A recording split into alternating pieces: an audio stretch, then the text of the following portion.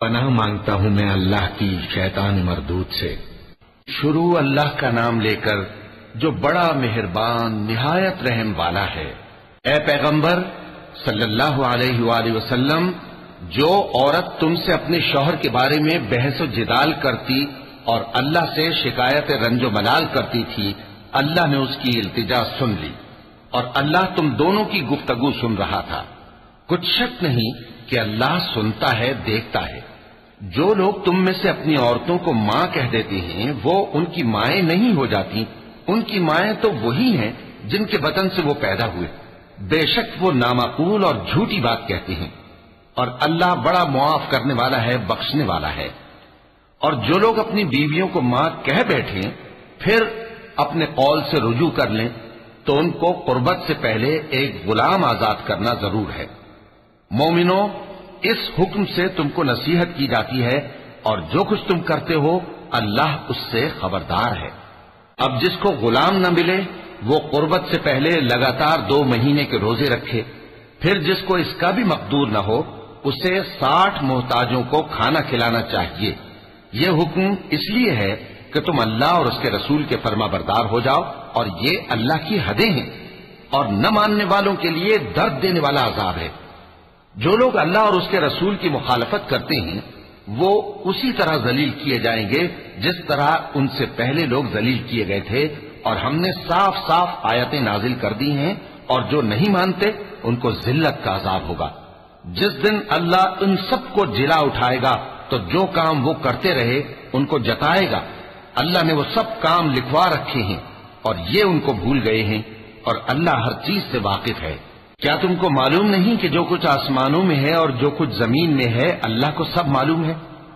کسی جگہ 3 شخصوں کی سرگوشی ہوتی ہے تو اللہ ان میں چوتھا ہوتا ہے، اور جہاں 5 آدمیوں کی سرگوشی ہو تو وہ ان میں چھٹا ہوتا ہے، اور نہ اس سے کم یا زیادہ مگر وہ ان کے ساتھ ہوتا ہے، خواہ وہ کہیں ہو۔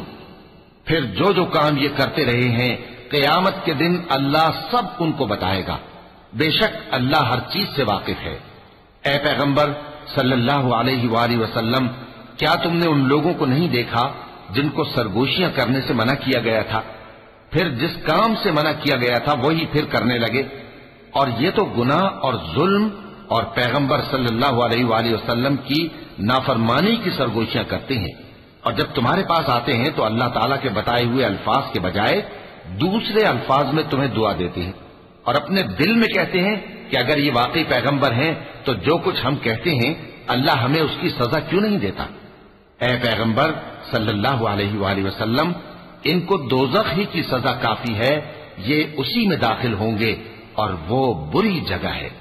مومنو، جب تم آپس میں سرگوشیاں کرنے لگو تو گناہ اور زیادتی اور پیغمبر کی نافرمانی کی باتیں نہ کرنا، بلکہ نیکوکاری اور پرہیزگاری کی باتیں کرنا، اور اللہ سے جس کے سامنے جمع کیے جاؤ گے ڈرتے رہنا۔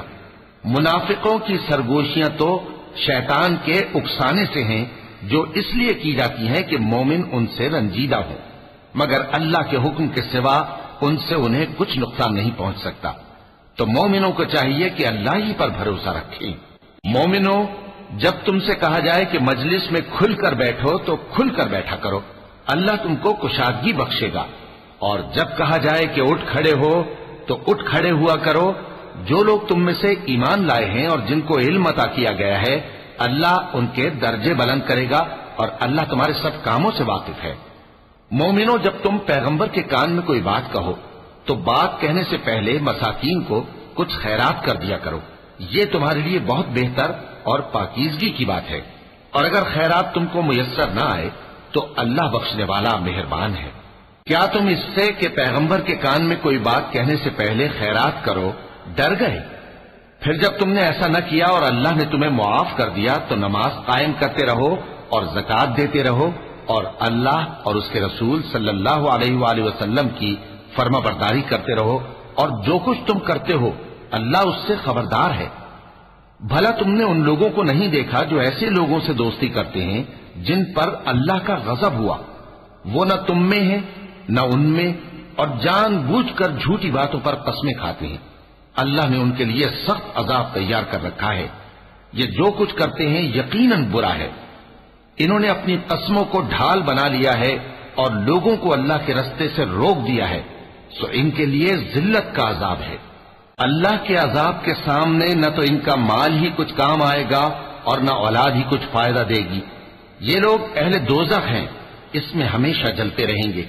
جس دن اللہ ان سب کو جلا اٹھائے گا تو جس طرح تمہارے سامنے قسمیں کھاتے ہیں اسی طرح اس کے سامنے بھی قسمیں کھائیں گے اور خیال کریں گے کہ ایسا کرنے سے کام چل جائے گا۔ سنو، یہی تو ہیں جھوٹے۔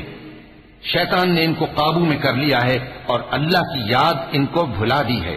یہ لوگ شیطان کا ٹولہ ہے، اور سن رکھو کہ شیطان کا ٹولہ ہی نقصان اٹھانے والا ہے۔ جو لوگ اللہ اور اس کے رسول صلی اللہ علیہ وآلہ وسلم کی مخالفت کرتے ہیں وہ نہایت ذلیل ہوں گے۔ اللہ نے یہ بات لکھ دی ہے کہ میں اور میرے پیغمبر ضرور غالب رہیں گے۔ بے شک اللہ زور آور ہے، صاحب اقتدار ہے۔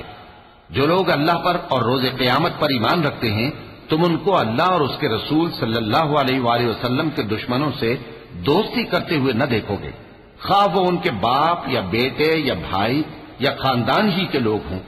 یہ وہ لوگ ہیں جن کے دلوں میں اللہ نے ایمان کو نقش کر دیا ہے اور اپنے فیض سے ان کی مدد کی ہے، اور وہ ان کو بہشتوں میں جن کے نیچے نہریں بہ رہی ہیں داخل کرے گا، جن میں وہ ہمیشہ رہیں گے۔ اللہ ان سے خوش اور وہ اللہ سے خوش۔ یہی لوگ اللہ کی جماعت والے ہیں۔ سن رکھو کہ اللہ کی جماعت والے ہی کامیاب ہوں گے۔